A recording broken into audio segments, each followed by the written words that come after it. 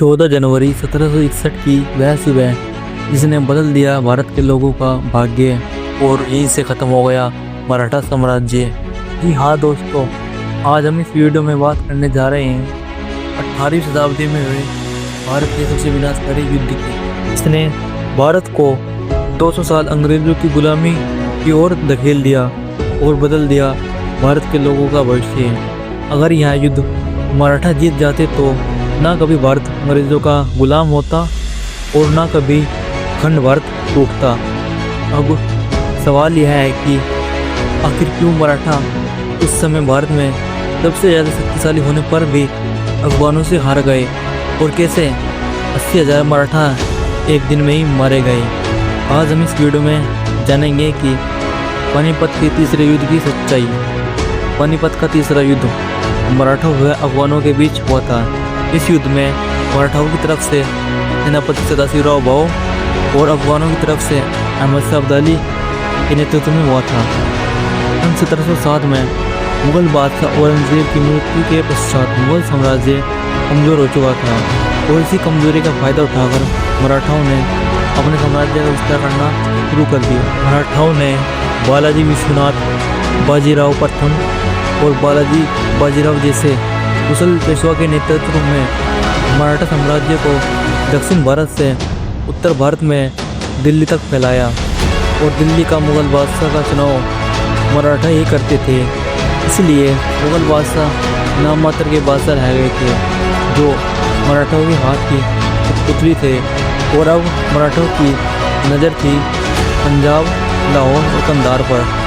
इसी समय मराठा इतने ज़्यादा शक्तिशाली हो चुके थे कि पूरे भारत में मराठाओं से लोहा लेने की हिम्मत किसी में ना थी और ईस्ट इंडिया कंपनी भी सिर्फ उस समय एक मामूली व्यापारिक कंपनी थी। इसलिए अंग्रेज़ों को भी मराठाओं से भय था। इसी के चलते मराठा पंजाब व काबुल पर चढ़ाई करने की योजना बनाते हैं, जिसके परिणाम स्वरूप मराठाओं पहले ही दिल्ली जाते हैं और दिल्ली पर अधिकार करने के पश्चात पानीपत के मैदान में रुकते हैं और इसी बीच में स्थानीय राजाओं से मदद भी लेते हैं। परंतु इनमें से कई राजा पहले तो मराठों को सैन्य सहायता देने का वादा करते हैं, परंतु युद्ध होने से पूर्व ही वे अब्दाली की तरफ हो जाते हैं कि अहमद शाह अब्दाली उन्हें मुस्लिम भाईचारे की बात में लाकर उन्हें अपनी तरफ कर लेता है। इसी के परिणाम स्वरूप मराठा कमज़ोर हो जाते हैं और उनकी राशन की सप्लाई भी काट दी जाती है और इस परिस्थिति में मराठा अपनी मदद करने के लिए पेशवा को एक पत्र लिखते हैं। इसमें वे कहते हैं कि हमें सैन्य सहायता चाहिए और राशन भी चाहिए, परंतु पेशवा बालाजी बाजीराव दक्कन में हो रहे विरोध का सामना करने के कारण उनकी सैन्य सहायता करने में असमर्थ था। इसलिए वह पेशवा उनकी कोई मदद ना कर सका। इस प्रकार मराठा बेबस हो चुके थे।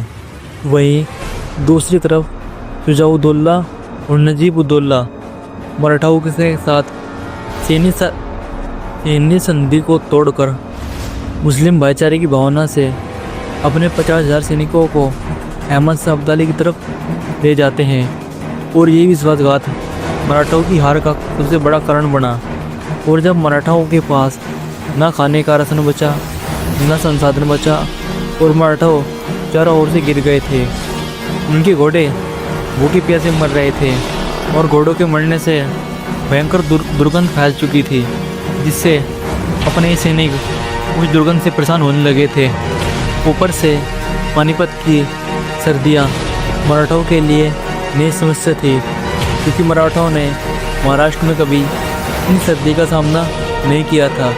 इसलिए इन सब कारणों ने मराठाओं को कमज़ोर कर दिया और मराठाओं के सैनिक मरने लगे।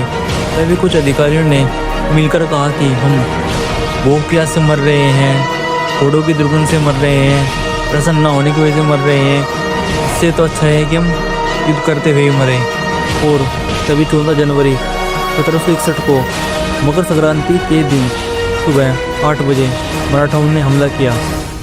उनकी तोपों ने अफगान सेना को पीछे हटा दिया।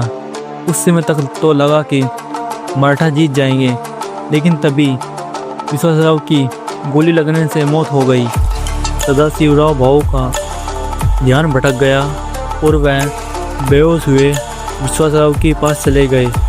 इससे सेना को लगा कि ना तो विश्वासराव है और ना ही सदाशिवराव भाऊ बचा है, तो हम लड़के क्या करेंगे। इससे सेना का मनोबल टूटने लगा और यह मौका देखकर अब्दाली ने उन तेज घुड़सवार सेना छोड़कर मराठों को चारों ओर से घेर लिया और मराठा सेना को घेर कर खुलेआम कत्लेआम मचाया।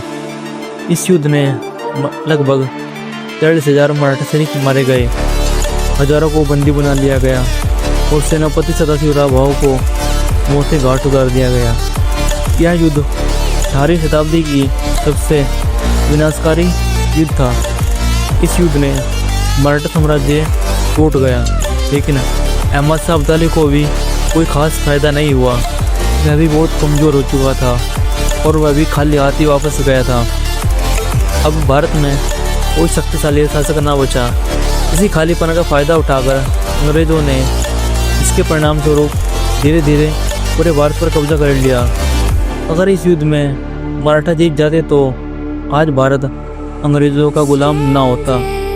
वीडियो अच्छी लगी हो तो हमारी वीडियो को लाइक कर हमारे चैनल को सब्सक्राइब जरूर करें और ऐसी ऐतिहासिक वीडियो को देखने के लिए हमारे चैनल से जुड़े रहें।